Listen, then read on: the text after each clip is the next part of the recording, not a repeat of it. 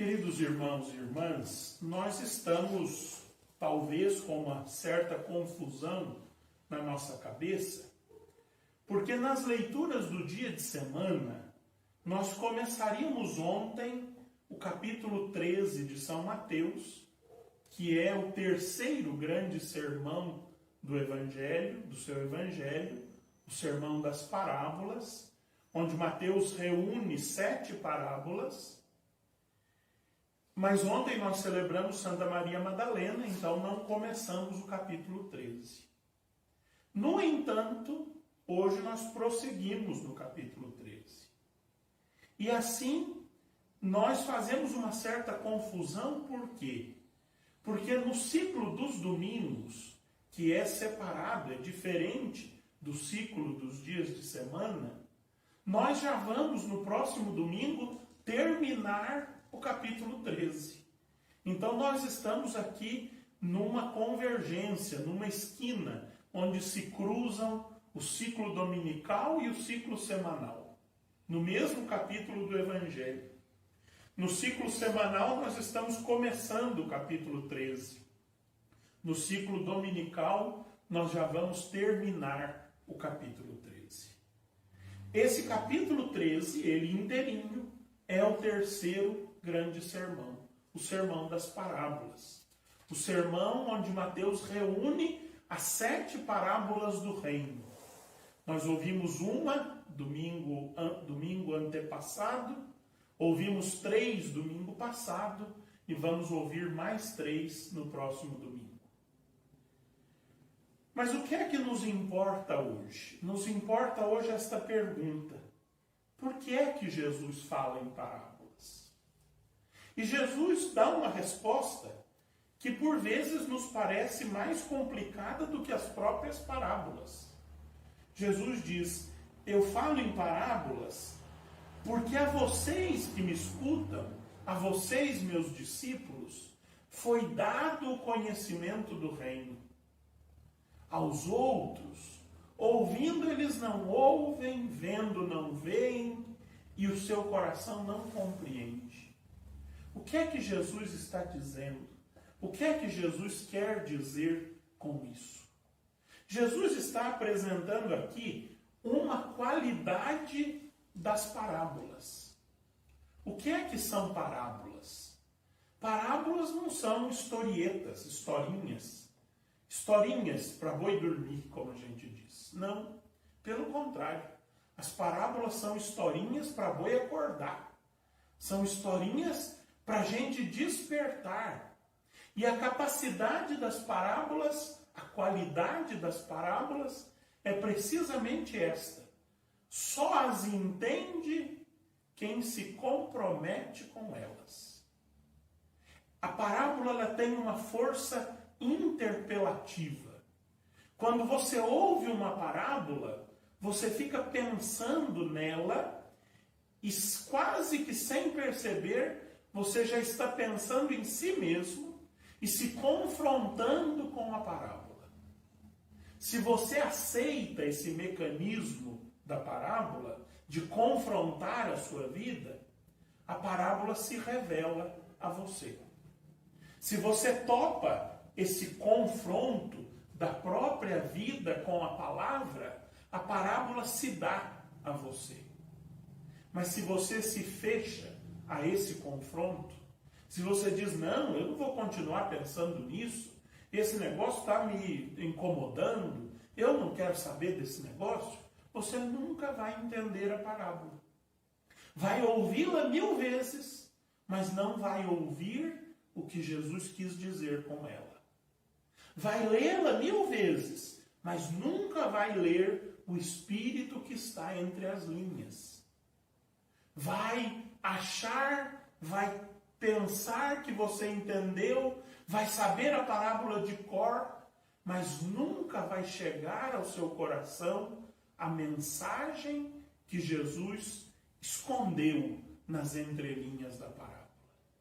A parábola tem essa capacidade de palavra que penetra, de palavra que alcança o nosso coração. E alcançando o nosso coração, confronta-nos. É muito característico isso. Você começa a pensar no semeador que saiu a semear e semeou uma semente aqui, outra semente acolá, outra semente acolá, e quase que sem perceber, quase inconscientemente, você já se põe a pensar, mas eu sou a beira do caminho, eu sou a semente que estava entre as pedras, entre os espinhos, ou eu sou terra boa? Se você se deixa confrontar, você vai conhecer os mistérios do reino. Se você não se deixa confrontar, você nunca vai conhecer os mistérios do reino. Esta reflexão de Jesus sobre o poder das parábolas levou a teologia, a cristologia, que é a parte da teologia que reflete sobre o Cristo e o seu segmento, a cunhar um princípio teológico que nós aprendemos na cristologia, que diz assim: Jesus só se revela a quem o segue. Quem não se põe no segmento de Jesus nunca vai conhecer verdadeiramente quem é Jesus. Vai dizer um monte de chavões que ouviu: ele é o Filho de Deus, ele morreu por nós, ele me ama, ele te ama, ele é uma grande personagem da história, mas nunca vai chegar ao coração a boa notícia de que Jesus é o único Salvador e Redentor, porque é o Filho de Deus feito homem, que morreu para nos salvar e ressuscitou para inaugurar a vida nova. Nós podemos até saber isso de cor, decorar essa frase, mas ela nunca terá sentido existencial, porque nós não nos dispomos a segui-lo. Nós não nos dispomos a aprender com ele. Nós não nos dispomos a, com ele e do jeito dele, realizar a vontade do Pai. Por isso Jesus só se revela a quem o segue. Quem não o segue vai ter muitas notícias sobre Jesus, mas jamais o conhecerá a fundo. Jamais experimentará um encontro pessoal com ele. Jamais poderá dizer, como nós ouvimos dizer ontem em Santa Maria Madalena: eu vi o Senhor. Olhando brevemente para a primeira leitura, nós começaríamos ontem, se não tivéssemos celebrado Santa Maria Madalena, a ler o livro do profeta Jeremias. Lendo ontem o Cântico dos Cânticos, nós não lemos o capítulo 1 do profeta Jeremias, que é a vocação do profeta. Hoje nós já estamos lendo o segundo capítulo. E o segundo capítulo é um capítulo importante. E o que nós lemos hoje é como que um grande resumo do segundo capítulo do profeta Jeremias, que é um capítulo que faz uma ponte entre a vocação e os oráculos contra Jerusalém e os outros povos, que começarão no capítulo 3. O primeiro capítulo, a vocação. A partir do capítulo 3, oráculos de acusação contra Judá, Jerusalém e todos os outros povos. Mas nesse meio, entre a vocação do profeta e os seus oráculos duros contra o povo de Deus e os outros povos, o capítulo 2 faz a ponte.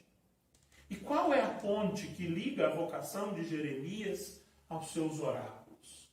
A certeza do amor de Deus pelo seu povo. A leitura que nós ouvimos dizia exatamente isso.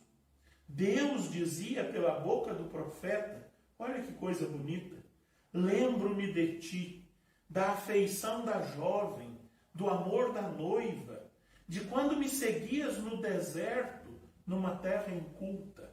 O deserto, para a cultura profética, é o lugar da intimidade. É o lugar aonde se vai sozinho. Então, ir ao deserto significa estar a sós com Deus.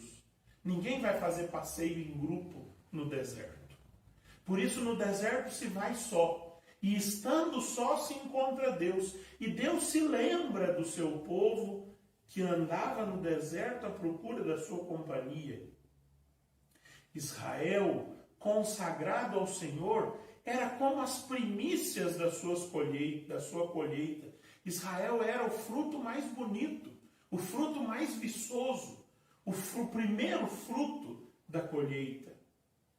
Todos os que dele comiam pecavam. Era tão bom aquele fruto que todo mundo exagerava. Era assim que Deus amava Israel. Eu vos introduzi numa terra de pomares, para que gozasseis de seus melhores produtos. Mas apenas chegados, contaminastes o país e tornastes abominável a minha herança. Ou seja, o profeta está recordando o povo de Deus, a quem ele vai começar a fazer duras críticas, que as suas duras críticas têm como fundamento a sua vocação profética e o amor extremado de Deus pelo seu povo. Quando nós ouvimos, ou melhor, quando nós fazemos alguma crítica, nós devemos sempre ter esses dois pressupostos. A crítica não é uma crítica pela crítica, mas deve ser sempre uma crítica baseada no amor de Deus e na verdade da nossa vocação, para que todos cresçamos, para que todos progridamos no serviço e na fidelidade a Deus e no seguimento de Jesus Cristo. Às vezes, a vocação profética nos obriga a ser duros, nos obriga a usar a espada da palavra, nos obriga a criticar no melhor sentido da palavra. Mas essa crítica nunca está desprovida da certeza de que Deus nos ama, de que Deus ama, inclusive, aqueles que nós criticamos individualmente. E esta crítica individual tem que também ser para o crescimento, para o amadurecimento, para a conversão. Nós vamos, a partir de hoje, a partir de amanhã, entrar então nesses discursos duros do profeta Jeremias contra o povo de Deus e os povos circunvizinhos, porque todos eles estão caminhando fora da vontade de Deus. Nós, por nossa vez, cristãos que somos, devemos caminhar no seguimento de Jesus. Porque se nós nos dispusermos, se nós nos abrirmos a Ele, para que Ele nos transforme, para que Ele nos ensine como fazer a vontade do Pai, Ele se revelará a nós